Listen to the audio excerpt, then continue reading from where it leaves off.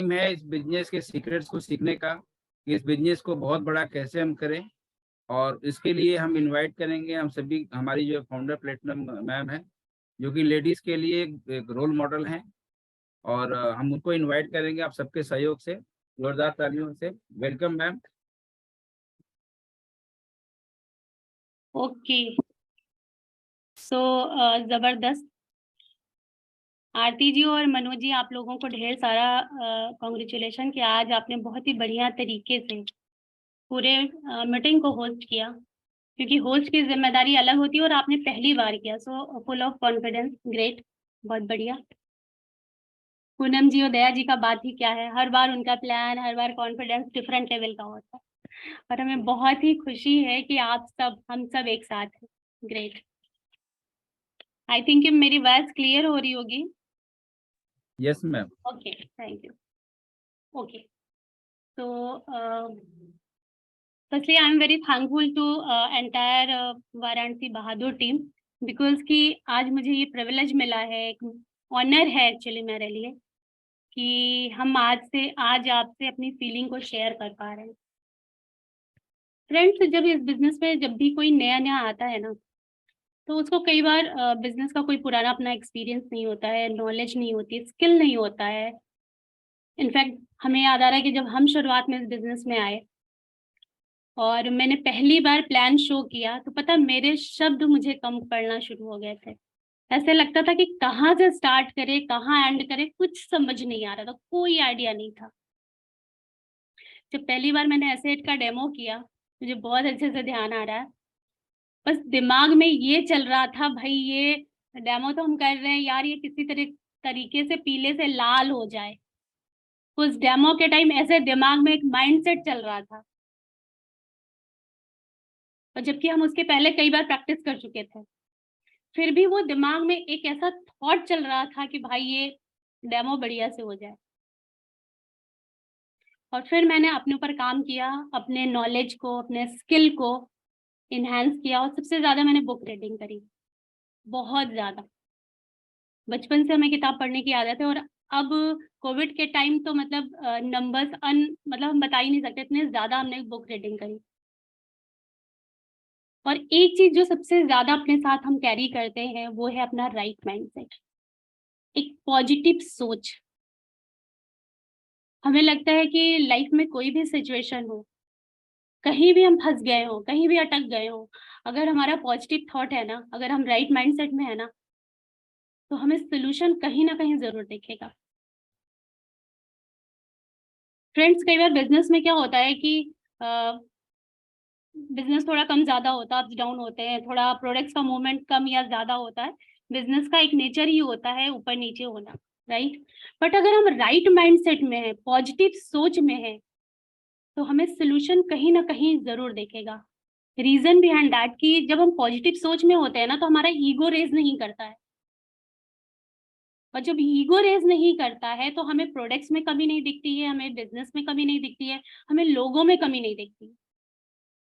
इसलिए right mindset होना बहुत जरूरी है, पॉजिटिव थॉट लेके चलना जरूरी है। और जब हम पॉजिटिव थॉट लेके चलते हैं ना, तो हम थोड़ा पॉज करते हैं, थोड़ा रुकते हैं, थोड़ा अपने को चेक करते हैं, थोड़ा एनालिसिस करते हैं, थोड़ा रूट कॉज पे काम करते हैं, थोड़ा अपने आप को फिर से बैक आते हैं, और वहां से कहीं ना कहीं हमें कुछ ना कुछ ऐसा एक पॉइंट मिल जाता है जिसको चेंज करके हम आगे बढ़ जाते हैं। तो हमें लगता है कि जीवन में, बिजनेस में, कहीं भी हमें एक राइट माइंडसेट लेना बहुत जरूरी है। पता है, जब हम कहीं जाते हैं ना, तो हमें सब लोग, आप सभी को, सब लोग विश करते हैं, हमारे घर में सभी लोग की हैप्पी जर्नी। कोई ये नहीं कहता हैप्पी डेस्टिनेशन। इसका क्या मतलब हुआ?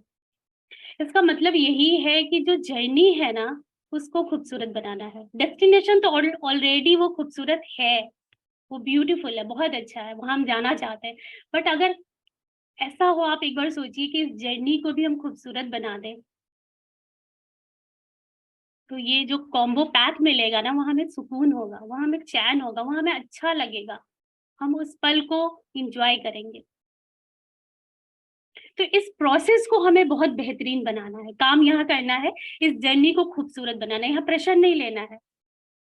जब हम सब लोग वेकेशन प्लान करते हैं तो हम लोग क्या करते हैं, जिस दिन से रिजर्वेशन होता है उस दिन से हम लोगों का जो अंदाज होता है ना वो बदल जाता है, शॉपिंग होना शुरू हो जाती है, हम कुछ पूरी तैयारी करते हैं, हम उस डेस्टिनेशन के बारे में सोचना शुरू करते हैं। सो फ्रेंड्स, यहाँ भी ना जब आप और हम जब ज्वाइन करते हैं बिजनेस तो हमें भी कहीं ना कहीं पहुंचना है। मे भी जब स्टार्टिंग लेवल की बात करते हैं तो वो 3%, 6, 9, सिल्वर, प्लैटिनम, कहीं ना कहीं हम पहुंचना है। तो क्या हम उस तरीके से अपने अंदर एक एनर्जी क्रिएट कर सकते हैं, अपने एक राइट माइंडसेट ले सकते हैं। जब हम वेकेशन में जा रहे हैं, थोड़े दिनों के लिए जा रहे हैं, कुछ 1 हफ्ता 10 दिन, तो हम इतने ज्यादा एक्साइटेड होते हैं, एक राइट माइंडसेट में होते हैं, एक तैयारी में होते हैं। तो जब हमें अपने लाइफ में एक ऐसी जगह पहुंचना है जो हमारा ड्रीम है, तो क्या हम अपने माइंडसेट को राइट ले सकते हैं? और राइट ले सकते हैं अगर आपका दिल कह रहा, भी गुनिका जी कह रही थी ना कि दूसरों की ना मत सुनिए, अपने दिल की सुनिए। तो सच है, अगर आपका दिल कह रहा है राइट माइंडसेट ले सकते हैं तो बस अभी से स्टार्ट कर दीजिए। अभी से पॉजिटिव सोचिए, कहीं और मत देखिए, सिर्फ अपने और अपने को ही देखिए, कहीं मत जाइए, कहीं मत भटकिए। और एक बहुत बड़ा सच ये भी है कि अगर हमारी लाइफ में कोई सिचुएशन है या बिजनेस में हमें कुछ 19-20 समझ आ रहा है, तो उसका उपाय, उसका सलूशन भी हमारे ही पास है, किसी और के पास है ही नहीं है। बस हमें राइट माइंडसेट में उसे चेक करना, देखना है। एक बार क्या होता है कि एक राज्य में एक पेंटर होता है और वो पुश्तैनी होता है, मतलब कई पीढ़ियों से उनके पूर्वज भी उस राज्य के लिए काम करते आए थे। तो वो बहुत ही अच्छा, नेक दिल, बहुत ही हम्बल, बहुत ही इंटेलिजेंट, बहुत ही प्रेजेंस ऑफ माइंड बहुत अच्छा, सब कुछ बहुत बढ़िया, बेहतरीन, एक नेक दिल, और राजा को वो फेवरेट होता है। तो बस ऐसे ही चल रहा था, अचानक एक दिन क्या होता है कि पड़ोसी राज्य से एक व्यक्ति आता है और बोलता है कि राजा से बोलते हैं वो व्यक्ति कि मुझे आपके दरबार में ये पेंटिंग का काम करना है, यानी कि जो पुराना व्यक्ति है उसे हटाइए। प्रॉब्लम है।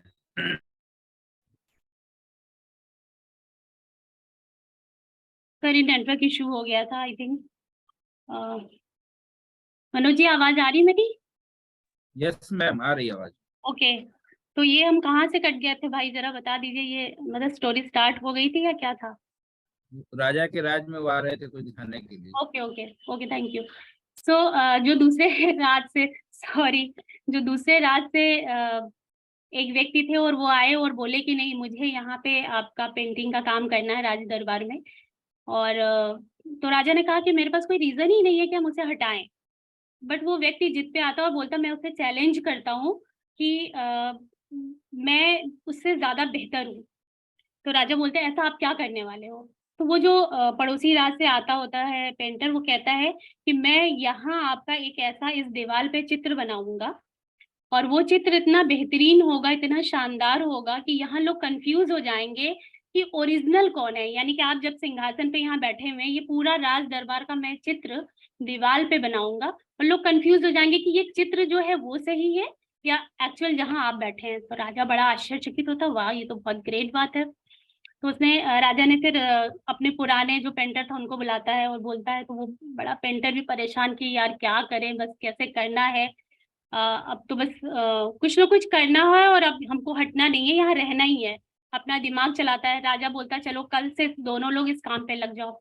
नेक्स्ट डे वो दोनों पेंटर आते हैं।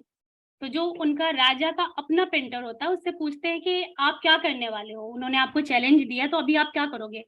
तो वो जो पेंटर होता है उस राज्य का, वो बोलता है कि मैं ऐसी पेंटिंग बनाऊंगा, जो ये बनाएंगे उसी को डिट्टो कॉपी करूंगा, लेकिन मैं देखूंगा नहीं। तो राजा ये सुन के और आश्चर्य में पड़ जाते हैं, बोलते अच्छा। तो बस स्टार्ट हो जाता है। जो पुश्तैनी राज्य, अरे पड़ोसी राज्य का जो एक पेंटर होता है, वो आके एक दीवार पे पेंटिंग बनाना शुरू करता है, बहुत ही बढ़िया, बहुत ही बेहतरीन। और दूसरी दीवार मिलती है उस राज्य के पेंटर के लिए जिसपे उसको पेंटिंग बनानी होती है, और बीच में लगाया जाता है एक बहुत मोटा सा बड़ा सा कर्टन, एक पर्दा। अब जब कंप्लीट होती है पेंटिंग, तो पहले वाले के पास राजा जाते हैं और देखते हैं, बड़े खुश हो जाते हैं, एकदम डिट्टो राज दरबार का ही वो पेंटिंग आके बना देते हैं। तो फिर राजा अपने वाले पेंटर के पास जाते हैं, तो जैसे ही उस कर्टन को हटाते हैं ना, तो जो सामने वाला पेंटिंग जो उस इंसान ने बनाया था, डिट्टो वही पेंटिंग उस व्यक्ति के दीवार पे दिखना शुरू हो गई। राजा एकदम आश्चर्यचकित हो गए, ये कैसे कर दिया तूने बिना देखे? तो उसने सीक्रेट बताया कि मैंने यहाँ पे एक बहुत ही शानदार, एक उच्च कोटि का मिरर लगा दिया, एक शीशा लगा दिया है। जैसे ही वो पर्दा हटा, वो सामने वाले की पेंटिंग यहाँ दिखना शुरू हो गई। तो इसका मतलब क्या है इस स्टोरी का, इसमें मैसेज क्या है कि अगर हम राइट माइंडसेट लेते हैं तो सिचुएशन कुछ भी हो, चैलेंज कुछ भी हो, समस्याएं कहीं भी हो, उसका हमें कहीं ना कहीं सोल्यूशन मिल जाता है। तो फ्रेंड्स, हमें फोकस करना है सोल्यूशन पे। और जब हम राइट माइंडसेट में होते हैं तो उसके साथ हमें एक चीज और कैरी करना है, वो है हमारा एक्शन। कई बार क्या होता है ना कि हम सब कुछ करते हैं पर एक्शन नहीं करते हैं। हम मीटिंग में आ रहे हैं, हम बुक्स पढ़ रहे हैं, हम स्पॉटिफाई सुन रहे हैं, डिजिटल कॉन्क्लेव में है, सब कुछ कर रहे हैं, अपलाइन के कनेक्शन में सब कुछ कर रहे हैं, और जो सीख रहे हैं, जो समझ रहे हैं, वो सारी चीजें हम एक्शन में नहीं डाल रहे हैं। बहुत इंपॉर्टेंट है। कई बार आपने देखा है ना कि अगर किसी को वेट कम करना है तो वो क्या करेंगे, पूरा ड्रेस लेके आएंगे, पूरी शॉपिंग हो जाएगी, घर में पूरी तैयारी हो जाएगी, कई बार जिम क्लब भी ज्वाइन कर लेंगे, वहां मंथली पे करने लगेंगे, पर जाने वाले दिन बहुत ही आलस या एक थॉट ही अलग हो जाता है। तो बहुत ज्यादा जरूरी है कि जो भी हम सीख रहे हैं, जो भी समझ रहे हैं, जो भी हमें मिल रहा है, उसे हम एक्शन में जरूर डालें। अगर हम एक्शन में उन चीजों को नहीं डालेंगे तो हमारे लिए वो जितनी भी जानकारी है शायद टाइम वेस्ट है। कई बार क्या होता है कि हम एनवायरमेंट में आते हैं और हम अपलाइन से कहते हैं कि हम सारे मीटिंग में होते हैं, हम सारी ट्रेनिंग अटेंड करते हैं, आप जो बताते हैं वो सब कुछ हम सुनते हैं, पर सुनने के बाद माय डियर जो नेक्स्ट एक्शन है ना, शायद वही हम कहीं ना कहीं फंस जाते हैं। तो बस मेरा ये कहना है कि जो भी हम सीख रहे हैं, जो भी हम समझ रहे हैं, कम से कम उसका कुछ परसेंट करना शुरू कर दें, कि स्टार्ट कर दें। और स्टार्ट कर देंगे तो हमें रिजल्ट कहीं ना कहीं मिलेगा, और एक्शन करेंगे तो कहीं ना कहीं हम पहुंचेंगे जरूर। एक बार क्या होता है, एक फिर स्टोरी आपको सुनने को मिलेगी, आई होप कि नेटवर्क ना जाए। एक बार क्या होता है, एक ये बहुत पुरानी बात है, एक गांव में एक व्यक्ति होता था, और उस समय, ये जिस समय की बात है, उसमें बहुत गर्मी पड़ रही थी, बहुत भयानक गर्मी। तो उसको पता चलता है कि पास ही के थोड़ी दूर पे एक पहाड़ी है जहाँ एक बहुत ही सुंदर शहर बसा हुआ है, और वहां पे ना बहुत ही अच्छा मौसम हुआ है, बहुत बढ़िया वेदर, कूल कूल ठंडा सा सब कुछ। तो उसका ये सुन के बड़ा मन हो जाता है कि चलो हम घूम के आते हैं, बहुत गर्मी पड़ती रहती है। तो जब वहां जाता है प्लान करके, और 10-15 दिन रहता है, और वहां से जब वापस आता है तो फिर वो चर्चाएं शुरू हो जाती है, बैठक होती है, अपने दोस्तों से बात करता है कि यार बहुत अच्छी जगह है, और बहुत मजा आ गया, बहुत अच्छा ठंडा था, और बहुत ही शानदार वेदर था वहाँ। इस तरीके की बातें होती है। अब इतनी ज्यादा ये चर्चा होती है, इतनी ज्यादा बैठक, इतनी बातें होती हैं कि जो उनके दोस्त होते हैं 4-5, उनका मन हो जाता है कि चलो हम भी होके आते हैं, राइट। तो वो बोलते हैं ठीक है। तो फिर बात होती है, फिर कैसे जाएंगे, हमें कुछ बता दो यार, आइडिया दे दो कि कैसे जाना है, कहाँ पहुंचना है। तो बोलते हैं अच्छा कोई बात नहीं, परेशान मत हो, हम एक मैप बनाते हैं, एक नक्शा बनाते हैं, जिसमें पूरा घर से निकलने तक वहां तक का सब कुछ बता देंगे, और उस नक्शे को लेके आप चले जाना। वो सब एग्री हो जाते हैं। वो नक्शा जब बताता है तो नक्शे के साथ साथ वो हर पॉइंट का कि कहाँ पे क्या चीज बेस्ट है, क्या अच्छा है, ये भी जरूर उसमें शेयर करता है, लिखता है। तो उसके दोस्त के हाथ में जब वो मैप जाता है, वो नक्शा जब जाता है, तो दोस्त बड़े खुश होते हैं, और पढ़ पढ़ के एकदम अंदर से एकदम प्रसन्न होते रहते हैं। फिर एक दोस्त अपने घर उस नक्शे को लेके जाता है, रात में सोता है, देखता है कई बार, फिर अगला दोस्त, ऐसे करके वो 4-5 दोस्तों तक जाता है। तो 5वें दोस्त के पास जाते जाते ऐसा लगता है कि नक्शा कहीं फट ना जाए। तो उसका दोस्त कहता है यार इसको फ्रेम करा देने की जरूरत है, पता चला हम लोग जब तक जाए ऐसा ना हो ये फट जाए। बोलते ठीक है, फ्रेम करा दिया। फिर वो नक्शे को इतना देखते हैं, पढ़ते हैं, समझते हैं, रोज दिन करते करते, फिर और भी गांव में जो लोग होते हैं उसको नक्शे को देखते हैं। ऐसा करते करते उनके दिमाग में आता है क्यों ना नक्शा थोड़ा फ्रेमिंग इसकी खराब हो रही, क्यों ना इसकी गोल्ड फ्रेमिंग करा दे। तो वो सोने में मढ़वा देते हैं। फिर धीरे धीरे टाइम जाता है, फिर वो देखते हैं, समझते हैं, मन बनाते, करते हैं, करते करते फिर एक के दिमाग में आता है क्यों नहीं इसको कहीं जगह पे एक जगह स्थिर कर दे, ताकि जो भी आए इसको देख ले और वो उसके हिसाब से अपना प्लान कर ले। तो वो एक मंदिर बनवा देते हैं और उस नक्शे को वहां पे रखवा देते हैं। और ये सदियों से ये परंपरा वहीं की वहीं चल रही है। फ्रेंड्स ये चेक करना, कहीं हम तो ऐसा नहीं कर रहे हैं, हमें तो कोई रोड मैप मिला हुआ है जो अप्लायंस है, ऐसा तो नहीं हम उसको भी फ्रेमिंग करके कहीं रखे हुए हैं। चेक करते रहिए, देखिए ऐसा तो नहीं कि वो फ्रेम पहले फटने की कगार पे आ जाओ और फिर उसके बाद आप फ्रेम करने की सोच रहे हैं और फिर कहीं स्टबल कर दिए। तो बहुत इंपॉर्टेंट है कि जो भी जानकारी, जो भी नक्शा, जो भी रोड मैप हमारे अप्लाइन हमारे पार्टनर्स जो भी बता रहे हैं उसे हमें अपने लाइफ में ऐड करना है, और यही हमारा राइट माइंडसेट के साथ राइट एक्शन, जिसको हमें ध्यान देने की जरूरत है। ओके, तो फ्रेंड्स हम सबके जीवन में ना हमारी लाइफ दो पहलू के बीच में बीतती है। हर किसी के जीवन में कुछ दो पहलू ऐसा होता है कि वो हर कोई उसको कैरी करता है। एक पार्ट होता है डूइंग का और दूसरा होता है बीइंग का। डूइंग मतलब क्या? जो हम काम करते हैं, जो हमें घर चाहिए, सक्सेस चाहिए, घर, कार, कपड़ा, कंफर्ट, वो सब हमारा डूइंग का पार्ट होता है। डूइंग गिव्स सक्सेस, कार, कई बार ऐसे लगता है कि कार से हैप्पीनेस आ रही, बट वो कार ही होता है, वो कंफर्ट हमें दिलाता है। और जो बीइंग होता है ना, वो हमें देता है peace, joy, love, happiness, satisfaction. जो डूइंग होता है ना, वो ऐसे ही होता है यार कि घर से ऑफिस, ऑफिस से घर, वो एक चक्रव्यूह में हम सब फंस जाते हैं। डूइंग में क्या होता है कि हम रिश्तों को निभाते निभाते, हम जिम्मेदारियों को पूरा करते करते, हम इतनी दूर चले आते हैं कि हम सिर्फ अपने को मशीन समझना शुरू कर देते हैं। और बीइंग क्या होता है कि वो जो अपने आप को पहचानना, अपने आप को समझना, अपने आप से मिलना। कई बार ना भगवान, हमें लगता है कि कई बार ईश्वर किसी किसी की लाइफ में या सभी के लाइफ में इनफैक्ट कभी ना कभी कोई एक ऐसा चैलेंज देते हैं जब हम अंदर से टूट जाते हैं और हम अंदर से इतने ज्यादा परेशान होते हैं और एक खालीपन महसूस करने लगते हैं। और वो पता, वो सिचुएशन भी भगवान क्यों देते हैं कि आप अपने आप से मिल पाओ, आपकी अवेकनिंग हो पाए, आप कुछ चीजें नहीं कर पाओ, आप कहीं और पहुंच पाओ, जो लाइफ का पर्पस है उसको समझ पाओ। जो डूइंग होता है ना, अभी तो मॉडर्न वर्ल्ड में ऐसा हो गया है कि एक पैराडाइम्स हम सबको मिला हुआ है कि हमें बहुत ही कूल दिखना है, हमें सोसाइटी में एक्सेप्टेबल होने के लिए कुछ डिजिटल चीजों का इस्तेमाल करना है। ठीक है, ये सब भी जरूरी है, इसीलिए मैंने कहा कि ये दोनों सिक्के के दो पहलू हैं। लेकिन यहाँ जो बहुत बड़ी बात समझनी है वो ये है कि डूइंग और बीइंग का जो कॉम्बिनेशन है, जो बैलेंस है, उसे हमें पकड़ के चलना होगा।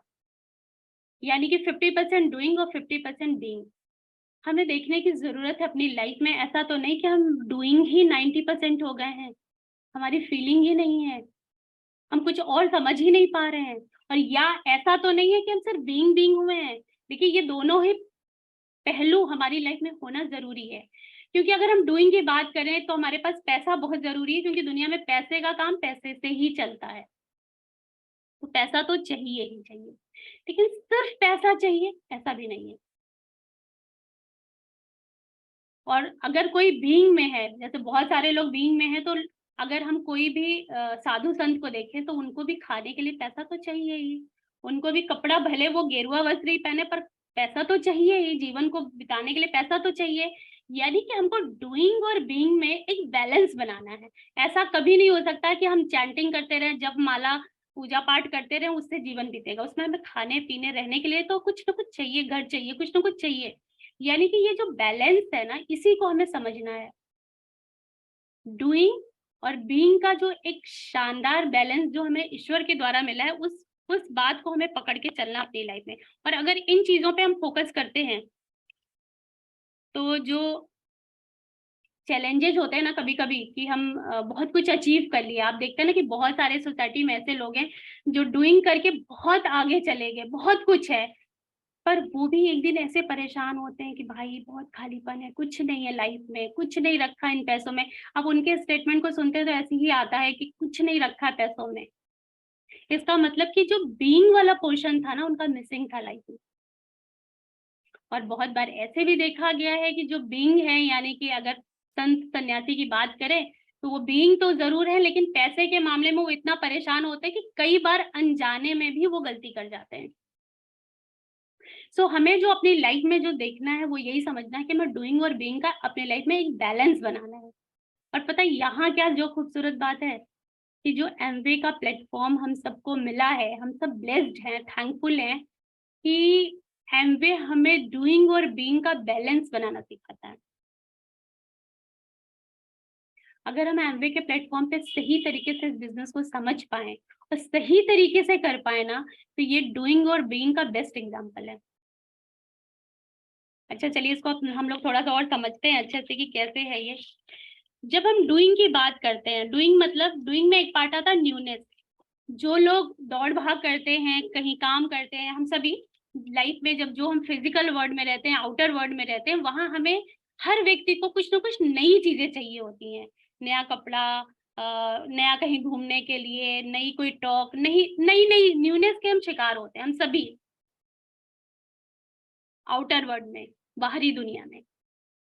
और ये है डूइंग का पार्ट। और अगर हम एमवे की प्लेटफॉर्म से इसको समझे तो जो डूइंग है एमवे में न्यूनेस का बहुत अच्छा कॉन्सेप्ट है। आप देखिए कि जब हम लोग एमवे के बिजनेस में काम करते हैं तो हम क्या करते हैं, कॉल कांटेक्ट करते हैं, स्ट्रेंजर कॉलिंग करते हैं। वो कौन होते हैं? वो हर दिन नए लोग होते हैं। जब आप स्ट्रेंजर अप्रोचिंग करते हैं तो वो कौन से लोग होते हैं? नए नए लोग होते हैं। तो जो ये हमारा एक नीड है वो भी यहाँ सेटिस्फाइड होता है।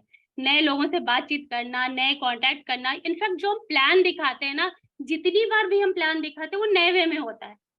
प्लान वही होता है, सब कुछ वही था, पर हमारे वर्ड्स, हमारे फीलिंग, हमारे शब्द अलग अलग निकलते हैं। हम वही होते हैं। तो जो न्यूनेस का एक नीड होता है, जो हमारा एक बॉडी डिमांड करता है, जो हमारा आउटर वर्ल्ड में ये डिमांड होती है कि हमें नयापन कुछ चाहिए, कुछ नया चाहिए, वो भी एमवे के प्लेटफॉर्म पे जब हम सही तरीके से काम करते हैं तो डूइंग से हम बीइंग में कन्वर्ट हो जाते हैं। अगर हम बात करें डूइंग की, तो यहाँ जब आउटर वर्ल्ड में हम सब काम करते हैं तो यहाँ ज्यादातर लोग सेल्फ सेंटर्ड होते हैं। बाहरी दुनिया में क्या, हमें अपने से मतलब है, हमें दुनिया में और किसी से मतलब नहीं, हमें अपने काम से काम मतलब है। हम अपनी बात करेंगे, हम अपना पॉइंट रखेंगे। ये है डूइंग वाला पोर्शन, ये डूइंग का चेहरा है। सिर्फ हमें काम से मतलब, ठीक है। जब हम एमवे के प्लेटफॉर्म पे काम करते हैं तो हम डूइंग से क्या होता है कि हम पहले तो सेल्फ लव में आते हैं, उसके बाद हम बीइंग हो जाते हैं। सारी दुनिया को वो लव प्रोवाइड करना शुरू करते हैं, एक्सेप्ट करना शुरू कर देते हैं। हम सिर्फ सेल्फ सेंटर नहीं होते। देखिए अभी हमको दीपक भैया को देख के बहुत अच्छी बात याद आ गई। कोविड टाइम में इन्होंने लोगों को बहुत सर्व किया, इनफैक्ट बहुत सारे लोगों ने किया होगा, भैया ने शेयर किया था ये बात कि जहाँ लोग किसी से मिलना नहीं पसंद करते थे, किसी को टच नहीं करना चाहते थे, जाना नहीं पसंद करते थे, और दीपक भैया ने वहां पे लोगों को कार में अपने, कई बार उन्होंने बताया कि कार में वो लोगों को घर तक छोड़े हैं, साथ आना जाना सारी थी। यही है बीइंग, कि हम डूइंग तो हैं, हम कर तो रहे हैं सारे काम, काम तो करना ही है हर व्यक्ति को, पर डूइंग से बीइंग में कन्वर्ट हो जाना। इसी बात को हमें एमवे के प्लेटफॉर्म पे बहुत अच्छी तरीके से समझ पाते हैं। जब डूइंग की बात करते हैं ना, तो हम आम लाइफ में किसी भी ऑफिस में, किसी भी संस्था में, कहीं भी काम करते करते हम डूइंग हो जाते हैं, और हम अगर गलती कर लेते हैं तो हम आगे बढ़ के सॉरी बोल देते हैं कि भाई मुझे माफ कर दीजिए। लेकिन अगर सामने से हमारे घर में, सोसाइटी में या हमारे फ्रेंड्स में अगर किसी से कोई गलती है और वो सामने से बोलता है तो हम हाँ हाँ जरूर कर देते हैं कि हाँ हाँ ठीक है माफ कर दिए, पर हमारे दिमाग में वह बात जरूर चलती रहती है, और घर में हम जरूर बात करते हैं, वाइफ से बात करते हैं, सबसे डिस्कस करते हैं, हम माफ कर नहीं पाते। पर एमवे के प्लेटफॉर्म पे जो डूइंग होता है, अगर सामने से कोई व्यक्ति, हमें कोई गलती हो गई तो हम डूइंग को बीइंग में कन्वर्ट कर देते हैं और उससे बिना कहे अनकंडीशनल माफ करते हैं। हमारे टीम में कई बार ऐसे होता है, एक्साइटमेंट में जब नए नए लोग आते हैं तो कुछ गलती बोल दिए, कुछ गलत कर दिए, कभी हम उस बात को जिक्र ही नहीं करते। हम वहां क्या करते हैं, डूइंग से बीइंग हो जाते हैं। और एमवे का प्लेटफॉर्म हमें सही तरीके से एक डूइंग और बीइंग का एक कॉम्बिनेशन देता है। अगर हम सही तरीके से फॉलो करें और उसका बैलेंस बनाएं तो आप देखेंगे कि लाइफ में ना मैजिकल चीजें होना शुरू हो जाती हैं। आप इतने खुश रहना शुरू हो जाते हैं, आप इतने काम रहना शुरू हो जाते हैं कि आप सच में सोच नहीं पाते हैं। अभी मीटिंग स्टार्ट होने से पहले मेरी एक फ्रेंड है, उनका ऐसे कॉल आया कि भाभी हमें आपसे कुछ बात करनी है। तो मैंने कहा कि अभी मीटिंग स्टार्ट होने जा रही है, आपको बाद में बात करते हैं। बोले थोड़ा सा मेरा इशू है, थोड़ा चैलेंज है, तो हमें बात करनी है कि कैसे आप इतना शांत दिखते हैं और इतना चीजें आप जब बोलते हैं तो मेरा मन करता है आपको सुनना, और मेरा इतना सारा प्रॉब्लम है, हम ये सारी चीजें हैंडल करना चाहते हैं। तो मैंने कहा कि आप मीटिंग में जुड़िए, फिर हम आपसे डिटेल बात करेंगे। तो मेरा मैसेज उन्हीं के लिए स्पेशली है कि जिंदगी को आसान बनाने के लिए मैंने एक फॉर्मूला अपने लाइफ में अपनाया है कि कई बार झुक के लोगों से माफी मांग लेते हैं और कई बार लोगों को झुक के माफ कर देते हैं, और उन चीजों को कैरी नहीं करते हैं जो हमारे लिए इम्पोर्टेंट नहीं है। देखिए, हमारा जो जीवन है ना वो एक यात्रा है, और जब हम यात्रा पे जाते हैं, कहीं जाते हैं, तो हम ऐसा नहीं कि घर के सारे सामान बैग पैक करके लेके जाते हैं, ऐसा कभी नहीं करते। हमें जो जरूरी होता है वही लेके जाते हैं। तो यहाँ भी जब हम इस यात्रा में हैं, इस जीवन के यात्रा में हैं, तो अननेसेसरी चीजों को डिलीट मारिए। हमें सिर्फ वही कैरी करना है, वही अपने दिमाग में लेना है जो जरूरी है हमारे लिए, और उसी से हमारा जीवन सरल, आसान, और आप हमेशा हैप्पी रहेंगे, कूल रहेंगे। आपका एक स्ट्रॉन्ग ऑरा बनेगा। जितना सरल, जितना सीधा और जितना हार्ट टू हार्ट कनेक्टेड रहेंगे, अपने आप चीजें खत्म होने वाली। और ये एमवे का प्लेटफॉर्म ही हमें इन चीजों में बेस्ट बनाता है और सिखाता है। और जब एमवे की बात होती है ना, तो यहाँ पे होता है, यहाँ जो मिलता है वो है हमारा अचीवमेंट। आम लाइफ में भी अचीवमेंट मिलता है, लेकिन यहाँ अचीवमेंट के साथ हमें फुलफिलमेंट मिलता है। और जब हम फुलफिलमेंट के साइड आ जाते हैं तो हम हो जाते हैं ट्रांसफॉर्म, जो बहुत इंपॉर्टेंट है। इसीलिए यहाँ देखा जाता है कि जितने भी लोग अपने ऊपर काम करते हैं वो बिल्कुल ट्रांसफॉर्म होते हैं। आप सबको पता है ट्रांसफॉर्म क्या होता है? ट्रांसफॉर्मर आप वर्ड जानते हैं ना, वहीं से निकल के आया है कि हमारे घर के बाहर जो स्ट्रीट होती है वहां पे एक बड़े बड़े ट्रांसफार्मर लगे होते हैं। छोटे छोटे पावर की बिजली उस ट्रांसफार्मर में जाती है, और वो अपने अंदर इतना बड़ा चेंज होता है, एक बहुत बड़ा वहाँ रिएक्शन होता है। उस चेंज के बाद एक बड़ा सा एक पावर, एक एनर्जी बनती है, और फिर वो छोटे छोटे में टूट करके लोगों तक जाती है। अगर हम देखें तो एमवे बिजनेस में भी शायद यही हो रहा है। हम सब क्या कर रहे हैं, छोटी छोटी चीजों को कलेक्ट कर रहे हैं, अपने ऊपर काम कर रहे हैं, अपने अंदर चेंज कर रहे हैं, कन्वर्ट कर रहे हैं, और एक ट्रांसफॉर्म हो रहे हैं, फिर छोटे छोटे भागों में उसको डिवाइड करके पूरी टीम में सर्कुलेट कर रहे हैं। और यही है ट्रांसफॉर्मेशन। और एमवे बिजनेस में अगर हम इस प्रोसेस में सही तरीके से आ जाते हैं, तो वो जो जीवन का पर्पस है ना, जो लक्ष्य है ना, आप काफी कुछ समझना शुरू करते हैं कि हमें जाना कहाँ है, हम इस दुनिया में आए क्यों हैं। और यही है सही कंट्रीब्यूशन, कि हमारे पास जो भी है ना, हमारा जो भी नॉलेज, एक्सपीरियंस, जो भी हमारी क्लैरिटी है, उसको सही तरीके से लोगों के बीच में डिस्ट्रीब्यूट करना। यही हमारा बेस्ट पार्ट है, हमें कंट्रीब्यूशन देना। और जैसे हम कंट्रीब्यूट करते हैं, आप देखिए कि हमारा जो मन है ना, वो एक अलग जोन पे, और वही है आनंद। आप किसी को भी देखिए, आप किसी को भी 5 रुपए, 10 रुपए कुछ खाने को, कुछ भी छोटा सा भी चीज कंट्रीब्यूट कर दीजिए, दे दीजिए, उसके बारे में फिर चर्चा मत करिए, कोई बात मत करिए। आप देखेंगे कि हमारा जो जीवन है एकदम नेक्स्ट टू नेक्स्ट लेवल पे हो जाएगा। और यही हमारी लाइफ का पर्पस है कि हमारे पास जो भी है ना, उसे सही तरीके से कंट्रीब्यूट किया जाए। गौतम बुद्ध या जितने भी महान लोग हुए हैं, उन्होंने क्या किया? ऐसा थोड़ी ना वो पैसा भर भर के पूरे सोसाइटी को पैसा बांट रहे थे, ऐसा नहीं कर रहे थे। उनके पास जो अनुभव था, जो ज्ञान था, जो विजडम था, उसको उन्होंने अनकंडीशनल लोगों के बीच में शेयर किया। और एमवे का प्लेटफॉर्म भी हमें यही सिखाता है कि हमें हर हाल में अनकंडीशनल हो जाना है। हमारी टीम कुछ भी करे, हमारे सोसाइटी में कुछ भी हो, हमारे से जुड़े जितने भी लोग हैं वो कुछ भी करे, हमें कितना भी कुछ करें, लेकिन हम अनकंडीशनल रहेंगे। थोड़ा गलत हुआ फिर वापस बैक आएंगे, अपने रूट कॉज पे काम करेंगे, अपना पॉजिटिव राइट माइंड सेट लेंगे, फिर जाएंगे, फिर सही होंगे, फिर थोड़ा इधर उधर हुआ, फिर वापस आएंगे, फिर चेंज करेंगे। एक बहुत बड़ा चेंज अपने पॉजिटिव और राइट माइंड सेट के साथ कैरी करना। और आई थिंक कि यही हमारा बिजनेस है। अगर एमवे को लेके आपके मन में कभी भी कुछ होता है कि यार क्या करें, कुछ हो नहीं रहा है ऐसे, तो इन सारी चीजों के लिए क्या लगता है कि आपको एमवे में होना चाहिए?